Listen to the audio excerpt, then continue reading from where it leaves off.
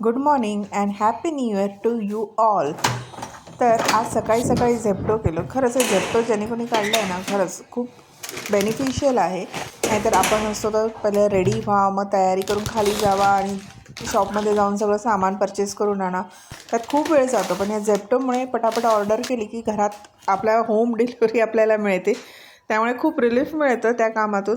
कारण की आपण घरी असतो पण आपल्याला घरातलीच एवढी कामं असतात. घराची मेड नसेल तर अजूनच प्रॉब्लेम. घरातली सगळी कामे करावं, त्याच्याशिवाय खाली जावा, भाजी मार्केट सगळं घेऊन या. त्यामुळे झेप्टोमुळे खरंच एका बाईला खूप बेनिफिशियल झालं आहे की घरबसल्या त्यांना जे काही हवं ते ऑर्डर करू शकतात. तर आज मी बनवत होते इथे चिंग्सची मॅगी. ही झटपट होते. सगळ्या भाज्या पटापट कापून घेतल्या की आपली 15 मिनटात मॅगी तयार होते. मॅगी नाही म्हणता येणार, ही चिंग्सची नूडल्स तयार होतात. खूप मस्त लागतात. आणि काय होतं की ह्याच्यामुळे भाज्यासुद्धा सगळ्या पोटात जातात आपल्या, म्हणून मला ही आवडते. मी पहिला हे बॉईल करून घेतले आणि त्याच्यानंतर थंड पाण्यात ठेवायचे थोडा वेळ, किंवा थंड पाण्यात आपण नळाखालीसुद्धा धरले तरी चालतात. कारण की त्याच्यामुळे ती त्याची कुकिंग प्रोसेस असते ना, ती थोडी स्टॉप होते आणि जास्त कुक होत नाही. त्याच्यानंतर सगळ्या भाज्या मी फोडणीला घालून घेतल्या. याच्याबरोबर मला मसालासुद्धा फ्री नाही आलेला, त्याच्यामुळे चव भन्नाट आलेली. त्याचबरोबर सगळे सॉसेससुद्धा मी ॲड केले, कारण की त्याच्याशिवाय मला टेस्ट लागत नाही. त्या पॅकेटवर लिहिलेलं असतं की सॉसेसची गरज नाही, फक्त त्यांचा मसालासुद्धा चालतो. पण मला सॉसेसशिवाय मजा येत नाही. सो मी सगळे सॉसेससुद्धा ॲड केले आणि त्याच्याबरोबर मसाला. एक नंबर झाले होते नूडल्स.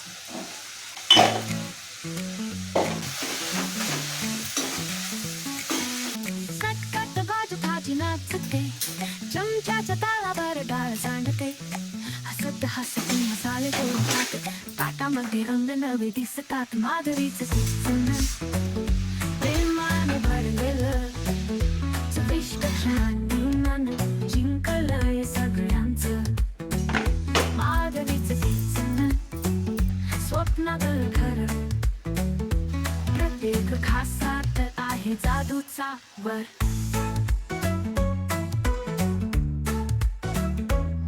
पोळीत सुरकुत्या पान मौसूत प्रेम, भाजीच्या वासात घरात हरवलेलं नेम. तिखट गोड चवदार एक. आमच्या पुण्याला ना खूप थंडी आहे आणि आम्हाला ना चहा सारखाच लागतो.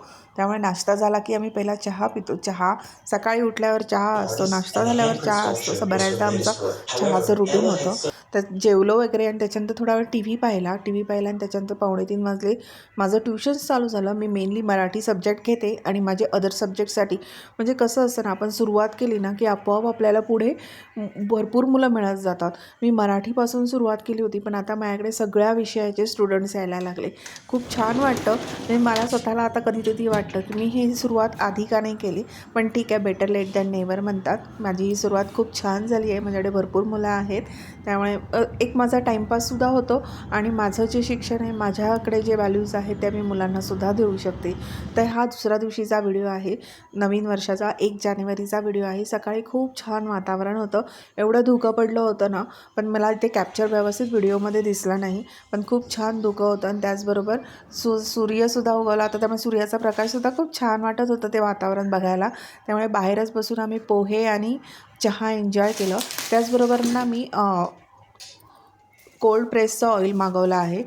पहिल्यांदाच मागवलं आहे. टेस्टमध्ये थोडासा मला डिफरन्स वाटला, पण म्हटलं काहीतरी हेल्थसाठी चांगलं करूया. हे बाहेरचं ऑइल, रिफाईन ऑइल मागवतो ते चांगलं जास्त आपल्याला बॉडीला चांगलं नाही आहे. सो म्हटलं कोल्ड प्रेस ऑइल यूज करून पाहूया, सवय होईल आपल्याला टेस्टची.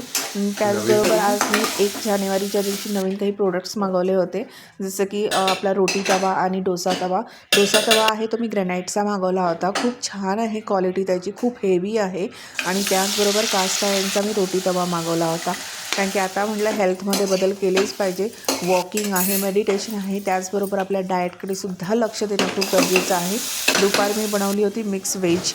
खूप छान झाली होती. पहिला मी भाज्या सगळ्या तेलामध्ये थोड्याशाच तेलामध्ये व्यवस्थित परतून घेतल्या. तुमच्याकडे जेवढ्या भाज्या आहेत तेवढ्या ॲड करा. त्याने काय होतं, मुलांच्या पोटातही जातात.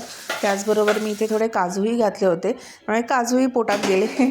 आणि त्याच्यानंतर जशी आपण नेहमीची ग्रेव्ही भाजी करतो तशीच मी बनवून घेतली.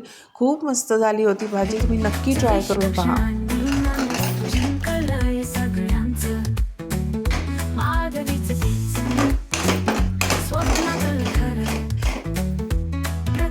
खासात आहे जादूचा वर.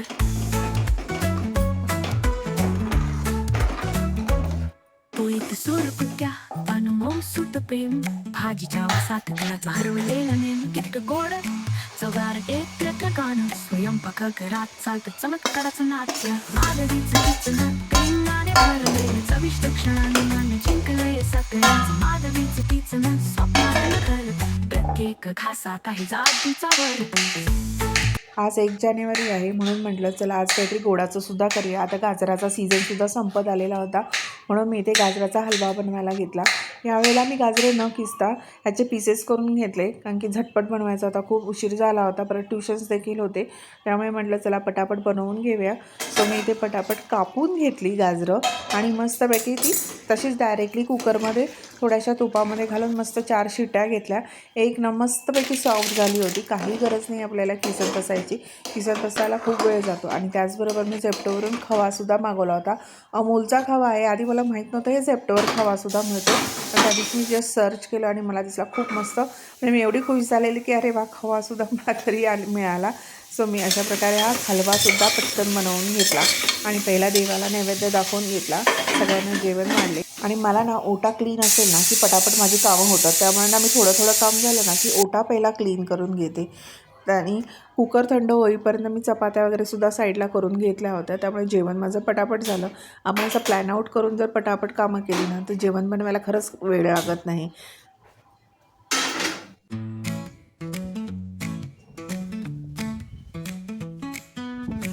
कट गाजू भाजी नाचते चमच्याच्या तालावर डाळ सांडते हसत हसत मसाले टाकत ताटामध्ये रंग नवे दिसतात माधुरीचं किचन प्रेमाने भरलेलं चविष्ट क्षणांनी मन जिंकलंय सगळ्यांचं माधुरीचं किचन स्वप्नातलं घर प्रत्येक घासात आहे जादूचा